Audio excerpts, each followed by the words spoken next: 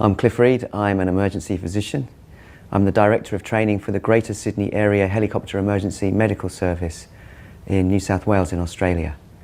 My talk is about the cutting edge, and the title of the talk is What It Takes to Be at the Cutting Edge.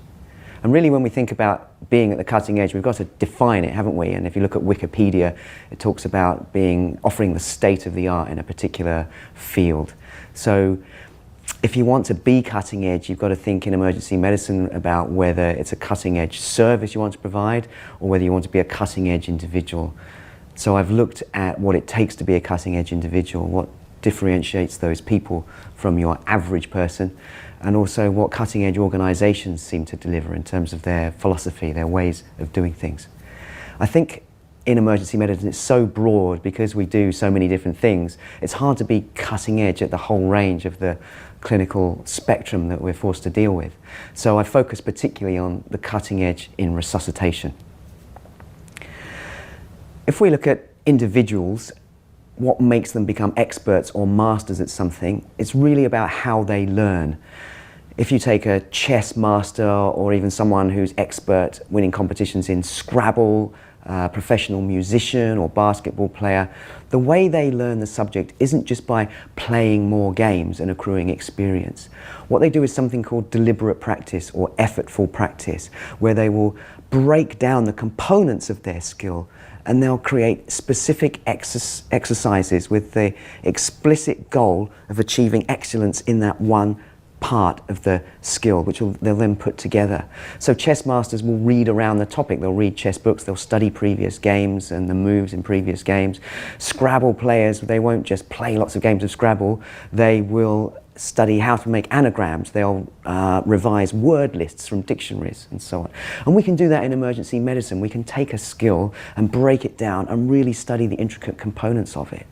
So I think a cutting edge emergency physician, when they look at something like airway management, they didn't just turn up to their anesthetic rotation and do lots of tubes and then go back to emergency medicine thinking they would be expert at that. Some unfortunately do, and all they become is rusty novices. What the experts do is they do deliberate practice, effortful learning. They will work out different ways of holding a laryngoscope. They'll practice different bougie grips, ways of moulding a stylet. They'll be on the part task trainer. They'll embrace the opportunity to do simulations. They'll do a cadaver course. They'll elbow their way to the head end of the resus room to do as many airways as they can. And someone with that learning attitude, after a few years, will become an expert at emergency airways. Cutting edge organizations, I think, have something in common with those cutting edge individuals in that they have a way of learning. The organization can learn. It has an attitude of openness and wanting to improve based on feedback. There's a bunch of other things we go into as well in terms of good leadership, standard operating procedures, good audit, which requires good data. And these, of course, all make up the pillars of good clinical governance. But I think underpinning good clinical governance is an attitude towards learning and sharing that learning amongst the team. So what can people who watch this do to make their service cutting edge or to make themselves or their trainees cutting edge? Maybe there's a few take-home messages.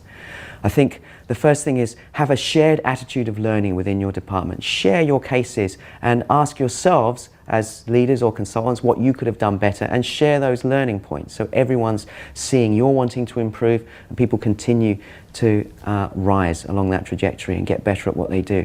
For a teaching session, don't say, today we're going to do bag mask ventilation and then just recycle a workshop for an advanced life support course. Really get into it. Grab that bag and mask, take it apart, put it back together under a time limit.